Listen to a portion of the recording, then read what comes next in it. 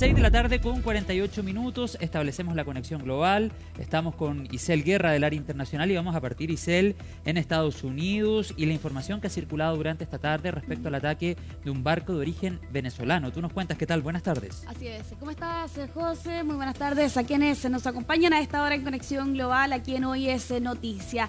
Una jornada con varios antecedentes por analizar, partiendo con esta información que conocíamos en horas de esta tarde de parte del propio presidente de Estados Unidos, Donald Trump, quien anunciaba este ataque letal contra un barco con drogas que aparentemente, y según plantean desde la Casa Blanca, había salido desde Venezuela.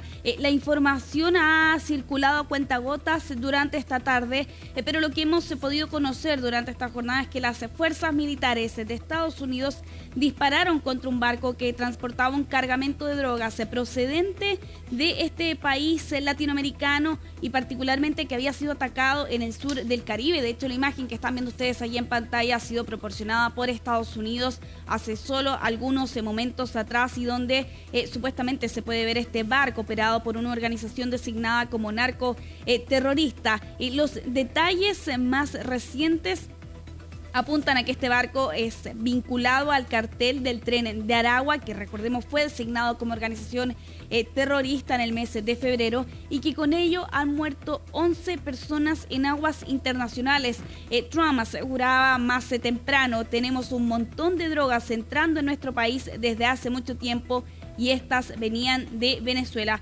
Lo cierto es que aquí vemos una escalada significativa respecto de lo que habían sido las últimas 2-3 semanas, ¿no? En medio de las diferentes medidas y acciones que habían tomado tanto Estados Unidos como Venezuela en medio de estas tensiones con el despliegue, ¿no?, de estos buques de guerra destructores estadounidenses en las aguas del Caribe, así como también en diferentes zonas del Atlántico, y con ello también las medidas anunciadas por el régimen de Nicolás Maduro en respuesta precisamente a esa acción, entre ellas, por ejemplo, haber duplicado hasta los 50 millones el monto ofrecido por información que pueda dar con la captura de Nicolás Maduro. Y claro, todo esto en medio de esta acusación que plantea Estados Unidos de que supuestamente Maduro es el líder, ¿no?, de este cártel de los soles, como se aseguran desde la Casa Blanca, es la organización que está detrás de este flujo de drogas desde América Latina hasta Estados Unidos. Bueno, precisamente esta es la acción más grande que hemos visto en medio de esta escalada. Algunos analistas hablan más bien de una retórica más allá de una acción concreta que pueda ocurrir directamente entre estas dos naciones. Pero claro, ahora vemos este ataque precisamente contra este barco que, según plantea Estados Unidos, trasladaba drogas desde Venezuela con destino, se entiende, a Estados Unidos, y donde, según plantean desde la Casa Blanca, murieron 11 personas vinculadas al Tren de Aragua. Es parte, ¿no?, de la información que hemos podido conocer durante esta jornada. Hasta este momento el régimen de Nicolás Maduro no ha entregado ninguna respuesta o reacción.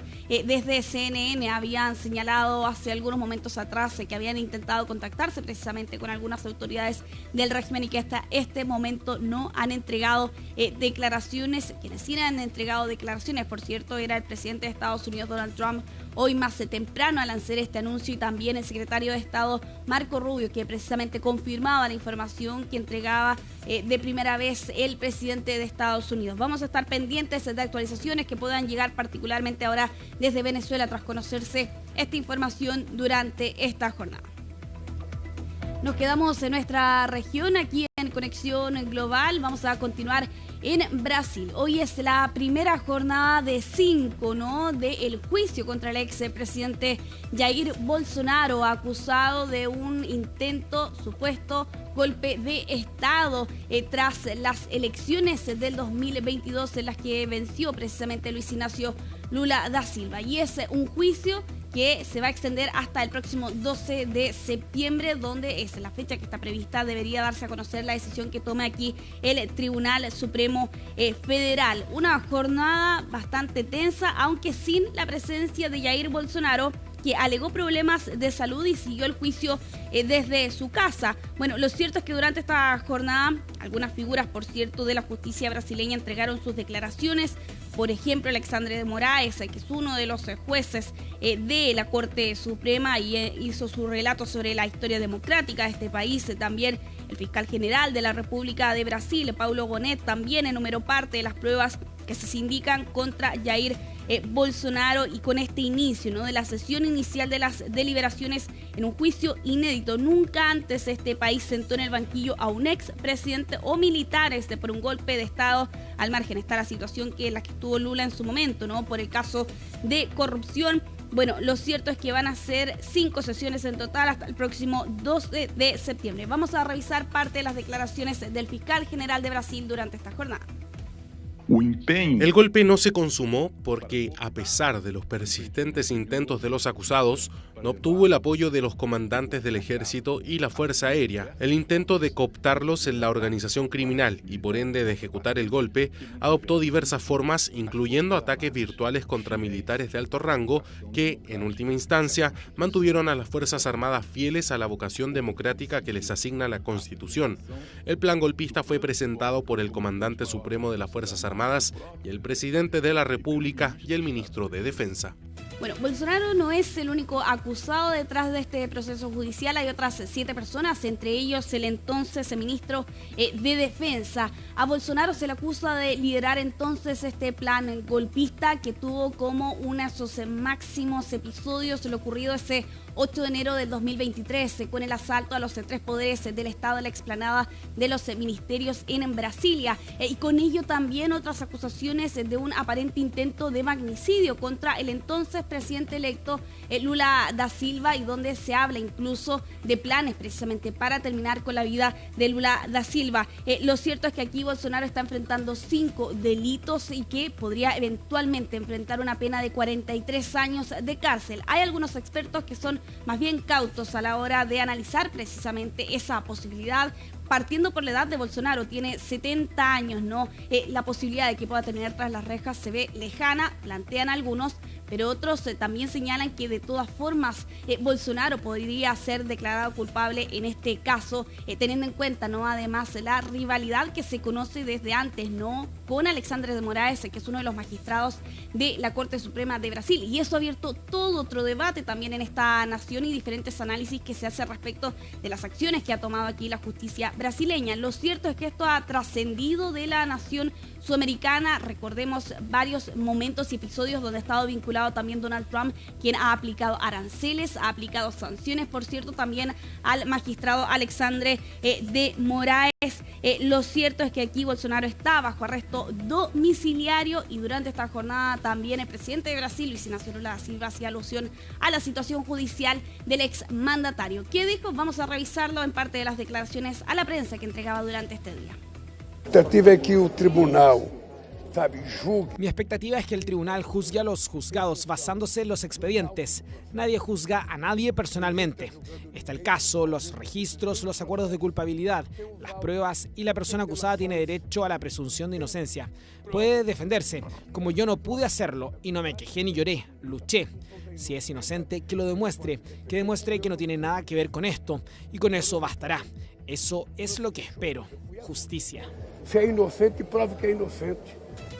Bueno, este es uno de los temas que vamos a abordar el día de mañana en Conexión Global Prime. Vamos a avanzar, vamos a continuar en Asia, porque durante esta jornada el líder del régimen norcoreano, Kim Jong-un, llegaba hasta Beijing para ser parte de este masivo desfile militar que se va a llevar a cabo en las próximas horas, precisamente en la capital china, cuando se cumplen 80 años de la rendición formal de Japón de la Segunda Guerra Mundial. Y bueno, precisamente en medio de lo que también fue la cumbre durante esta semana, también en este país donde estuvo presente Vladimir Putin, es que Kim Jong-un llegaba durante esta jornada junto a su hija Kim Yoo-ae, quien se entiende podría ser la probable sucesora, con detalles muy limitados por lo demás respecto de su figura, descendiendo de este tren blindado durante esta jornada. Y claro, con un traslado que comenzó el día de ayer desde Pyongyang un tren que por lo demás viaja sumamente lento, teniendo en cuenta también el blindaje que tiene este medio de transporte. Y claro, con una escena inédita, la presencia de Kim Jong-un precisamente en China. Es primera vez en décadas que un líder norcoreano llega hasta este país. La última vez fue su abuelo Kim Il-sung en 1959, que asistió precisamente a este mismo desfile militar. Y claro, se marca por lo demás ese regreso, esa cercanía al Kim Jong-un, dejar atrás todas esas décadas en las que otro líder norcoreano no había asistido a este desfile militar. Una rara muestra de cercanía, porque Kim Jong-un rara vez viaja al exterior, y para ser parte de este desfile militar que se va a llevar a cabo el día de mañana en la plaza de Tiananmen, donde vamos a ver a otros líderes importantes como Vladimir Putin, por ejemplo, en un desfile de 70 años, donde por lo demás China también va a buscar allí mostrar su armamento más moderno en medio de esta retórica también con Occidente. Nos vamos hasta Francia con esta información que conocíamos durante esta jornada, un ataque con un cuchillo que dejaba 5 personas heridas en Marsella, en el sur de Francia, sin indicios terroristas, señalan aquí las autoridades y los medios locales, con este ataque que terminó cuando este agresor murió baleado por la policía. Aquí, respecto de las motivaciones del ataque, hay algunos antecedentes que podemos conocer a esta hora. Por ejemplo, que este individuo comenzó a dar puñaladas tras aparentemente haber sido expulsado del hotel en el que se alojaba, pero que no estaba pagando. Y claro, aquí hay 5 personas heridas, una de ellas en estado de gravedad. Se entiende que algunas de las personas heridas eran precisamente personas que estaban al interior de este tal hotel, más bien entre ellas el gerente de este establecimiento. Y con este ataque que terminó cuando la policía entró en acción y abate precisamente a esta persona por, supuestamente señalan los medios locales, haberse negado a deponer sus armas. Respecto de la identidad de esta persona, un tunecino nacido en 1990 con documentación en regla, pero con antecedentes policiales. Y respecto a si esto podría tratarse de un atentado terrorista, bueno, el fiscal de esta causa lo ha desestimado, pero de todas formas reconocía que habían algunos elementos por investigar para descartarlo del todo, pero al menos a priori se descartaba la posibilidad de que se tratara de un ataque terrorista, y tenía más bien relación precisamente a esta discusión tras haber sido expulsada esta persona de este hotel por no haber pagado lo necesario. Nos vamos a Estados Unidos. Durante esta jornada, la justicia de este país se ha referido respecto del despliegue de la Guardia Nacional en algunas ciudades de esta nación, particularmente en Los Ángeles, que es lo que vimos hace algunas semanas atrás, en el mes de junio, con el despliegue de 4.000 soldados y 700 infantes de la Marina, en medio de estas protestas contra las redadas migrantes, pese a la oposición del gobernador Gavin Newsom. Y claro, aquí Trump se ve enfrentado a otro revés judicial por esta decisión del Tribunal Federal que declaró ilegal el despliegue de estas tropas. Aquí lo que determina el juez Charles Breyer es que esta medida viola la ley que prohíbe al ejército cumplir funciones policiales, al tiempo que prohibió que soldados participen en patrullas, pero que es una medida que en rigor va a entrar en vigor el próximo 12 de septiembre. Todo esto en medio también de algunas declaraciones que hemos escuchado de parte de Donald Trump en estos últimos días ante la posibilidad de que no solo despliegue a la Guardia Nacional en Washington DC, que es algo que ya hizo hace algunos días atrás, sino que incluso ahora la traslade hasta la ciudad de Chicago. Bueno, ¿cuáles son las características que comparten precisamente Washington DC con Chicago? Ambas son ciudades dirigidas por alcaldes demócratas, y claro, esto ha abierto todo un flanco también aquí para los demócratas en medio de estas pugnas que se han abierto directamente a raíz de este tipo de medidas. Hoy más temprano Trump aseguraba que precisamente iba a desplegar a esta fuerza en la ciudad del norte, sin entregar mayores detalles sobre cuándo va a ser precisamente ese momento. Vamos rápidamente en conexión global hasta Afganistán. Los talibanes durante esta jornada han estado solicitando ayuda extranjera para hacer frente a la catástrofe que ocurría el día domingo por la noche, que ya deja 1.400 personas fallecidas y más de 3.000 personas heridas. Se suma un balance de 5.400 viviendas destruidas producto de este terremoto magnitud 6 grados que ocurría el día domingo unos minutos antes de la medianoche. Y claro, el vocero del Ministerio de Salud salud de los talibanes. Aseguraba que necesitaban esta ayuda humanitaria porque aquí mucha gente perdió la vida y sus casas. Lo cierto es que hasta este momento pocos países han dado un paso al frente ante esta solicitud. Uno de ellos ha sido Emiratos Árabes Unidos, que han ofrecido alimentos, suministros médicos y también algunas carpas. Y desde el lado occidental, Reino Unido y la Unión Europea se han sumado también a ese llamado. Ya para ir cerrando Conexión Global, lo vamos a hacer con esta información que llega desde Estados Unidos, porque la histórica e icónica Anna Wintour da un paso al costado, José, en la dirección de la revista Vogue, para precisamente permitir que Chloe Mail sea la nueva editora principal precisamente de esta revista, que por cierto es una de las publicaciones de moda más influyentes que hay en el mundo. Y claro, aquí Anna Wintour deja el cargo de editora en jefe para precisamente esta mujer de 39 años que ha estado los últimos 14 años en Vogue.